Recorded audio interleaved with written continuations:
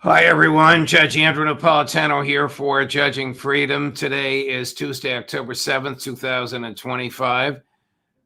Colonel Karen Kwiatkowski is here with us on just a moment on the United States government in Israel's hands. But first this. My friends, if you care about your liberty and your right to control your own future, you need to hear about this. From October 10th to 12th, Mikkel Thorpe, host of the Expat Money Show, is bringing together top experts from around the world for the Expat Money Online Summit, and it's completely free to attend. You'll learn how to legally protect your wealth, secure second residences and citizenships, reduce your tax burden, and own property abroad, all to safeguard your freedom. This year's focus is on Latin America, where opportunity is booming. Argentina is shifting to free markets. El Salvador is undergoing a dramatic transformation, and Panama and Paraguay are offering simple residency programs. A Plan B is no longer optional, it's essential. Reserve your free ticket at expatmoneysummit.com. And if you want VIP access with special perks, including lifetime replay access and exclusive VIP panels, use promo code JUDGE for 20% off your upgrade. That's expatmoneysummit.com, promo code JUDGE. Colonel Kwiatkowski, welcome here, my dear friend. I've been asking all of our guests today a similar opening question. In your view, from the evidence you've observed, did the Netanyahu regime know about October 7th before it happened? Yeah, I think absolutely they did. I mean, there were suspicions even at the time because, Egypt and other allies said they warned the IDF or their counterparts about what was happening. But what's come out since then, of course, confirms that, because IDF soldiers themselves, other people, are talking about stand-down orders that they received that morning prior to the thing. So I think this was the thing that they needed. This was the false flag. It wasn't a false flag in the sense that it really happened, but it was intended to happen to allow this horrendous overreaction and basically the elimination of Gaza, or at least the takeover and elimination of Palestinians that live there. When you say stand-down orders, you mean somebody in a position of authority ordered the troops not to repel the invaders. Well, what I read, the normal, the borders, and this is what Charlie Kirk had said, in his own observations. He had been to these borders, and he said they're quite well protected. But guys that were, their duty was to show up and run and stand their shift on the wall, so to speak. We're told you don't need to come into work today. You can just stay late, stay out, sleep in, not necessary. And this has been reported in Israeli media. So it's actually a domestic scandal for Israel, in the sense that people are wondering, why was this allowed to happen? This must be what Netanyahu fears. Maybe it's just the tip of the iceberg. I don't know. Will come out if and when there is a grand investigation of what happened. For sure. And actually, that's also why he doesn't want peace, any type of peace, because even if that peace is not, if it's good for Israel, so to speak, and it's terrible for the Gazans, even that will allow that breathing space, that political space, to go ahead and analyze what happened. And we do, haven't we done this ourselves with all of our various wars? When they kind of come back, we revisit and we say, oh, wait a minute, we were wrong with that. And that'll happen in Israel. But when it does, of course, being a much smaller country, they know their leaders, right? I mean, 9 million people, that's the state of Virginia. It's got 9 million people in it. They're connected to their prime minister. They're connected to the members of the Knesset. So there will be accountability in Israel if it is allowed to be, if they have the time and space to look at it, which they will as soon as peace breaks out. Is there a moral argument to be made that Hamas fighters morally, legitimately attacked the military of a country that was illegally occupying theirs? Morally, I can't say, but legally, an occupied territory and an occupied population has a right to defend themselves against the occupier, particularly when that occupier is recognized as such and has a set of rules they're supposed to follow, including caring for the people under their purview. And Israel, of course, does not do that. This is Gaza was a concentration camp before this. Morally, of course, for me, it's not of course, there's a moral problem. But I think for the world, we have agreed that legally occupied people have a right to self-defense. And so it makes perfect sense to me. But again, I don't promote war. Yeah. And I don't like war. Was there a better way to go about it than the paragliders on October 7th? I don't know, probably. But are you sensing or recognizing the loss of support for the behavior of the Israeli government in Gaza amongst American Jews, even amongst Jewish American neocons, even amongst some prominent Jewish American neocons? Among average Jewish Americans, I think there's a 50-50 split. And that is incredible when you think about how indoctrinated they are to promote and value the Zionist state of Israel. They are American Jews are indoctrinated into that. So 50% of them don't support it. That is amazing. I think for the neocons, particularly those that surround and infest Washington, D.C. and make policy, these guys, like all people that are interested in policy, they are looking strategically. They're looking long-term. They're trying in their little pea brains to play chess. And so they are extremely concerned that all of the soft power and plenty of the hard power that Israel brings to bear is being wasted. And certainly we know economically, they're suffering. And that type of thing, the fact that the world doesn't like Israel, the world doesn't want to buy Israeli products, the world doesn't want to invest in Israeli bonds, that was kind of slow to build, and it's going to be even slower to restore. And I think the neocons around Washington that normally would love greater Israel, they were on the bandwagon for all the wars that we fought, for greater Israel. But I think they see the risk much more clearly to Israel than maybe even some of the folks inside of Israel's own government do. And they're aware of that. So they're pulling back and going, you've gone too far. What is the relationship, as you understand it, between Prime Minister Benjamin Netanyahu and President Donald Trump? Your piece, dated October 3rd, but now published everywhere, excuse me, examines some subtleties. It's not an ironclad control, but it's almost like quarterback to coach. Yeah, well, I always try to understand that, because to me it's a mystery how a man like Trump, a politician like Trump, could get elected on America First, on ending overseas involvement, overseas interventions and war, could so quickly turn into Netanyahu's puppet. And so I'm trying to understand what it is. And I think Netanyahu, he looks upon him as a coach, and he Trump admires success and he admires strength.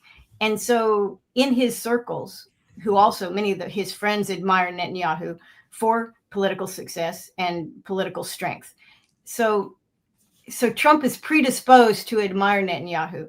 But what concerns me is he is being coached by Netanyahu when he should be being coached by the people that voted for him and the populist movement in this country, which could care less about Israel. They like Israel, but Israel is no different than any one of the other 180 countries of the world.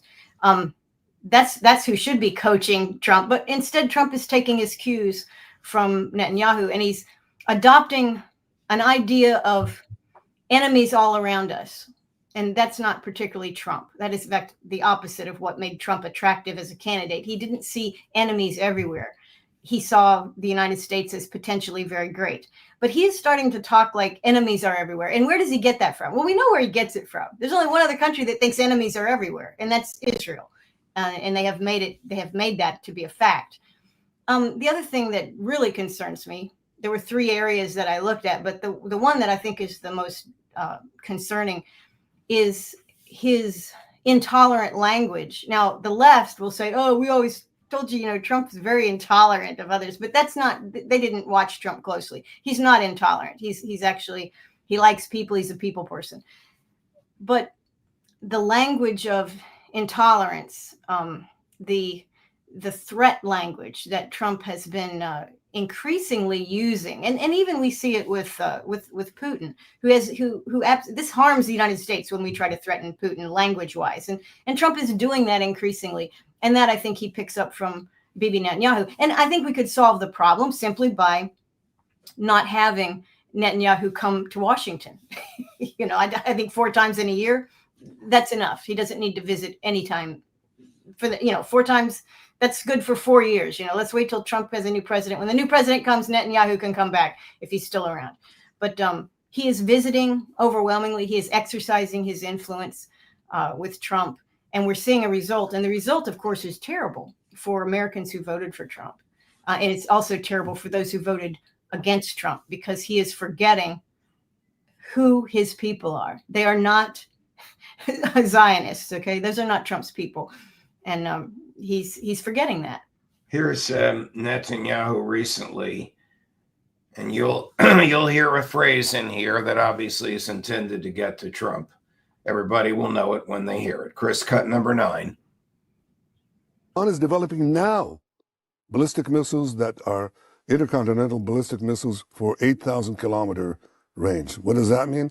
They add another 3,000 kilometers, and they've got under their atomic guns, the New York City in target, Washington, Boston, Miami, Mar-a-Lago. Okay? So that is a very great danger. You don't want to be under the nuclear gun of these people who are not necessarily rational and who chant death to America. Mar-a-Lago. Of course, he's going to say that. All of our military people say this is all a bald-faced lie. They don't have missiles that can reach Boston and Los Angeles and Mar-a-Lago. Pardon me. And they don't have nuclear warheads. That's right. And even if they had the reach in the nuclear warheads, why would they be interested in destroying those cities? If America behaved properly, as Trump promised it would do, we would have no enemies. Okay, we might have some economic competitors with his tariff obsession, but we would have no enemies. And but yeah, Netanyahu is very nervous. In fact, he's increasingly, I don't know if stuttering is the right word, but he's nervous. Netanyahu appears to be nervous, and it's probably because the Gaza war is ending one way or the other. And well, he can't stay in office once the war is over, can he? I don't think so.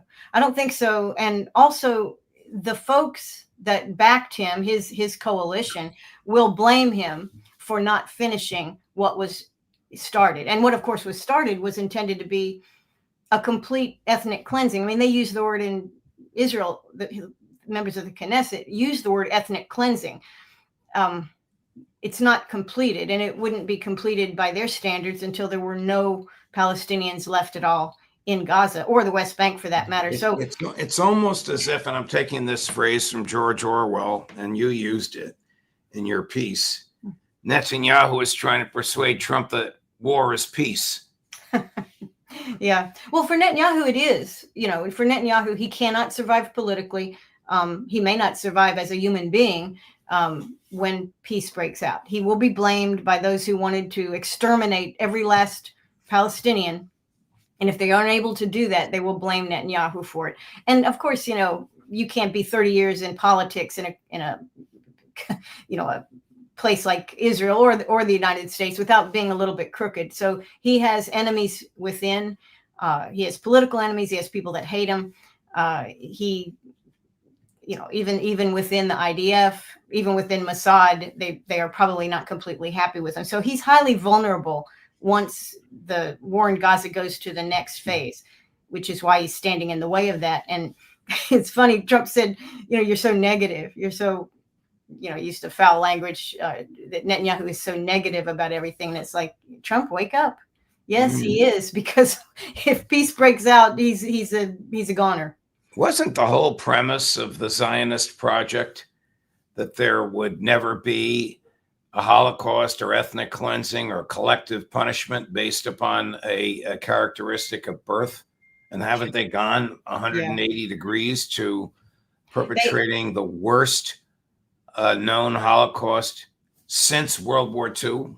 Yeah, for sure. And we've got the evidence on this one just because of technology and social media. So there's plenty of documentation of what's happening and plenty of government leaks as to what's happening and what is intended to be happening. And it is contrary to the messaging of why Israel was founded. But if you think about it, the Zionist movement started at the turn of the century, really, long before World War II. And that was, sure, there were historical pogroms and abuse and that kind of thing. But the Zionists who envisioned a state for Israel, it wasn't because of the gas chambers in World War II. Those came later, and they were complementary to populating Israel. So those terrible things and never again and that kind of thing, those are slogans and sloganeering that supported the Zionist state project, which had been going on long before that. So what I'm saying is that if you use propaganda, I'm not going to accuse you of, well, you didn't believe your own propaganda. Well, of course not. That's why we call it propaganda. If we believed it, we would call it truth. Right. I'm going to switch gears for a minute because President Putin has just made a rather extraordinary statement about Ukrainian troops retreating. I think we have it. Chris? We are also developing new kinds of weapons and supplying them to our troops. So, despite all its attempts to resist, the enemy has been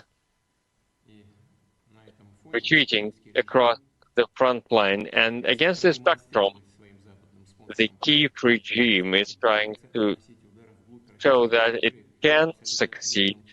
It wants to show it to its Western partners by targeting Russian sides behind the front lines. We will ensure the security of our strategic and civilian sites, including the energy infrastructure. Today, during this meeting, we will review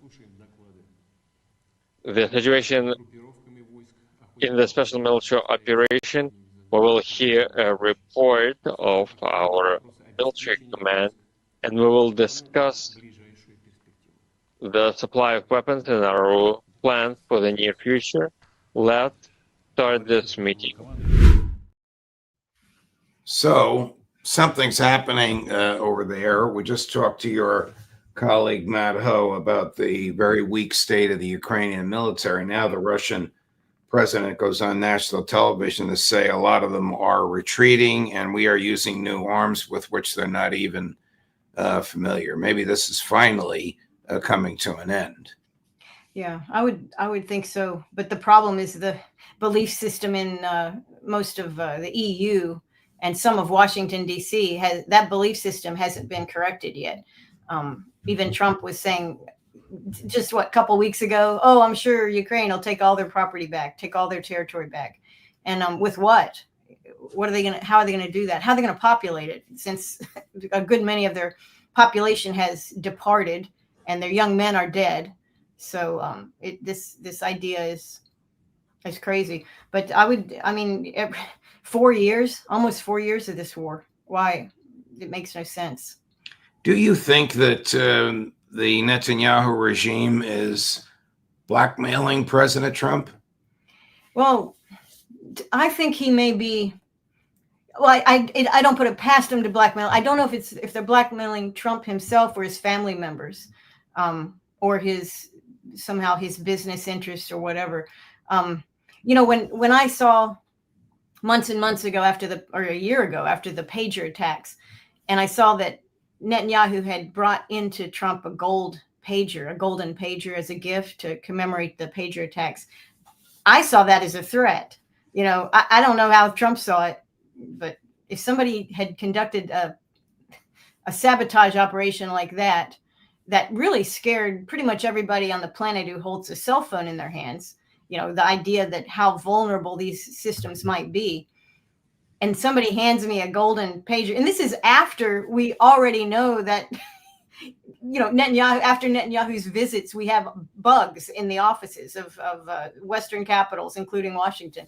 So, yeah, I would see that as a threat. The fact that Trump didn't or doesn't seem to is strange to me. But I think it's his family members. I mean, he's does the Secret Service sweep the White House for bugs after Netanyahu and his entourage have spent an afternoon there? Well, I mean, Boris Johnson, excuse me, the rather failed foreign minister of Great Britain, claims he found a bug personally put by Netanyahu in Johnson's personal bathroom in his personal lodgings at 10 Downing Street. Yeah. I'm sure that they sweep. I'm sure that if nothing else, we've got Tulsi Gabbard up there, and I imagine she's making sure if the Secret Service isn't. And, you know, we haven't heard a lot from Secret Service, so I'm hoping they have good people that are doing that. You know, Trump does seem to occasionally let us know that he doesn't completely trust Netanyahu or Israel, occasionally. But that's like maybe 5% of everything that he does. And the other 95% is that, you know, these guys are our best buddies and we'll do anything for Israel. And it's very much, he's out of sync with the American people right now. And again, feelings and attitudes develop over time, like this anti-Israel BDS global movement. It took a long time for it to develop in response to what they're doing in Gaza. But the thing is, it'll take even a longer time to reverse it. And I think this is why Netanyahu and Israel are very concerned about young people in America, concerned about Charlie Trump turning away from Netanyahu specifically. You know, they're very worried that these attitudes will develop somewhat rapidly, or they'll seem to, and then they will be persistent. They will be hard to reverse. And I think they know that, which is why he's paying, what, $7,200 for a pro-Israel post on social media. Right. So right. It's important to them, but strategically, they are way too late. Way too late. Karen, a pleasure, my dear friend. Thank you for joining us. I commend to everybody. Coach BB leaves a mark. You can get it at Judge Knapp, LouRockwell.com, and elsewhere. It's a great piece. All your pieces are great. This one really, really fascinated me. Thank you, Colonel. All the best. Thanks a lot, Judge. Appreciate it. Sure. A busy day for you tomorrow at 8 in the morning. Professor Gilbert Doctorow at 11 in the morning. Colonel Douglas McGregor at 1 in the afternoon. Aaron Mate at 2 in the afternoon. Professor Glenn Deason at 3 in the afternoon. The great Phil Giraldi. Judge Napolitano for Judging Freedom.